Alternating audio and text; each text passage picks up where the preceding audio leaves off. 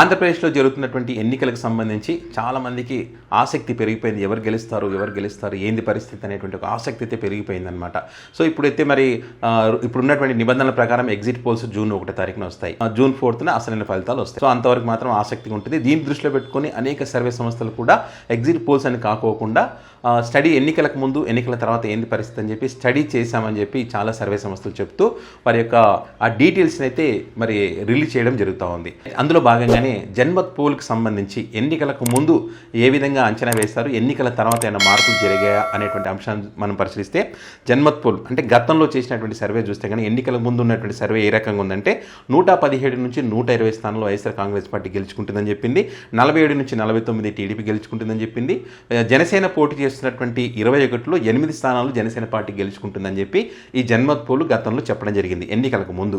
ఎన్నికల తర్వాత ఏంటి పరిస్థితి చూస్తే ఎన్నికల తర్వాత వీరి యొక్క అంచనా ఏ విధంగా ఉందంటే వైఎస్ఆర్ కాంగ్రెస్ పార్టీకి 93 నుంచి 96, టీడీపీ కూటమికి 77 నుంచి 79 స్థానాలు. అంటే గతంతో పోలిస్తే ఎన్నికలకు ముందు పోలిస్తే సుమారుగా 20 స్థానాలు టీడీపీ కూటమికి పెరిగినాయి. ఇక రూరల్లో అయితే ఎక్కువ పోలింగ్ జరిగింది, అర్బన్లో తక్కువ పోలింగ్ జరిగింది. సో మొత్తానికైతే 175 నియోజకవర్గాలు ఆంధ్రప్రదేశ్లో ఉన్నాయి.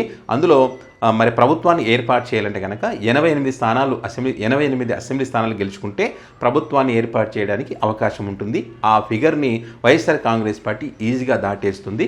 మ్యాజిక్ ఫిగర్ కన్నా 5 నుంచి 7 స్థానాలు ఎక్కువగా గెలుచుకునే అవకాశం క్లియర్గా కనిపిస్తూ ఉందనేటువంటిది జన్మత్ పోల్ వేస్తున్నటువంటి అంచనా. ఇది అంటే గతంలో జన్మత్ పోల్ తెలంగాణ ఎన్నికలు కూడా కరెక్ట్గా అంచనా వేసింది. అటు ఎన్నికల ఫ్రీ పోల్ కానీ ఎగ్జిట్ పోల్ కానీ కరెక్ట్గా అంచనా వేయగలిగింది అనమాట.